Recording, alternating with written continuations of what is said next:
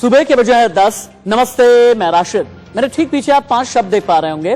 5 शब्दों में जो पहली पंक्ति है वो ये कह रही है, सियासत जिंदा है। हाँ, बिल्कुल सियासत जिंदा है। आपने समाजवादी पार्टी की देखी, कांग्रेस, भारतीय जनता पार्टी, अब आरपीआई भी सियासत कर रही है। कोई महाराष्ट्र से आ रहा है, कोई कन्याकुमारी से चला आ रहा है, और हर किसी को उत्तर प्रदेश की राजधानी हाथरस से लेकर के बलरामपुर, आजमगढ़ से लेकर के बाकी हर जगह सियासत नजर आ रही है। लेकिन नीचे के जो 3 शब्द है ना, अपने आप में कई कहानी कहते हैं, और कहानी ही नहीं बल्कि हकीकत बयां कर रहे हैं। हकीकत ये, इंसाफ वाकई मर तो गया है। इंसाफ वहां पर मर जाता है जब आधी रात को अंत्येष्टि की जाती है। इंसाफ वहां पर मर जाता है जब सीएम बचाने की बात करें और डीएम धमकाने की बात करें। इंसाफ वहां पर मर जाता है जब डाइंग डिक्लेरेशन को माना नहीं जाता और यह कह दिया जाता है कि पोस्टमार्टम रिपोर्ट का हम मानेंगे और इसी के जरिए हम ये साबित कर देंगे कि रेप हुआ ही नहीं। इंसाफ वहां पर मर जाता है जब ये कहते हैं कि तेरे राज में रेप और मेरे राज में रेप, और रेप का आंकड़ा ये तो रेप का आंकड़ा वो। लेकिन किसी की इज्जत उठ जाना या आबरू और अस्मत से खिलवाड़ हो जाना, इसे लेकर के संवेदनशील कब होंगे हमारे देश के नेता?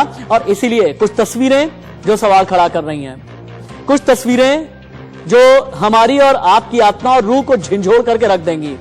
नेतागिरी हो गई है, एक्शन कब होगा? इसका मतलब और माने समझते हैं ना आप?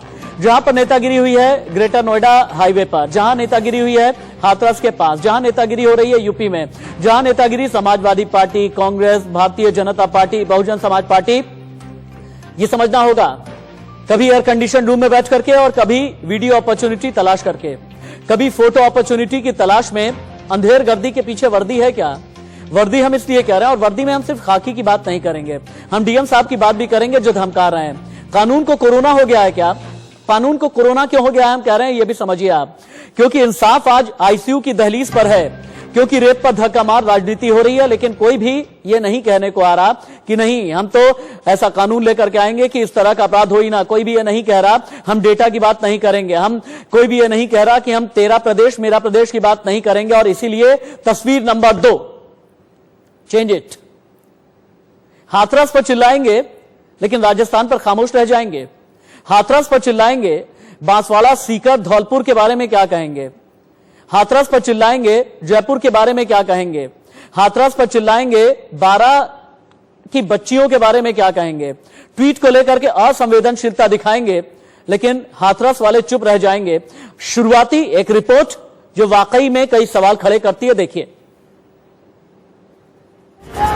हाथरस मांगे हैदराबाद मॉडल, बलरामपुर में भी निर्भया, आजमगढ़ की गुड़िया मांगे इंसाफ, बागपत में भी कलंक, सड़क पर कांग्रेस।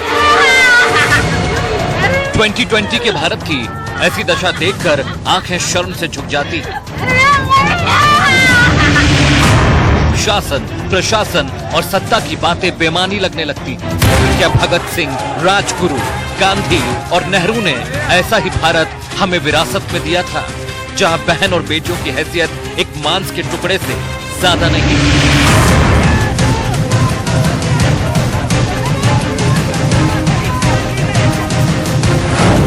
वसुधैव कुटुंबकम वाले देश में बेटियां महफूज नहीं।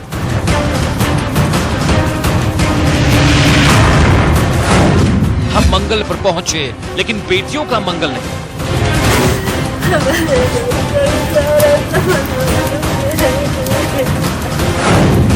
देवी दुर्गा के देश में हर 15 मिनट में होता है एक रेप।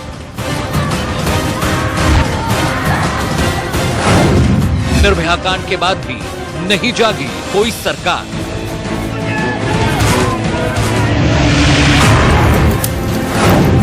दिल्ली से लेकर हैदराबाद तक,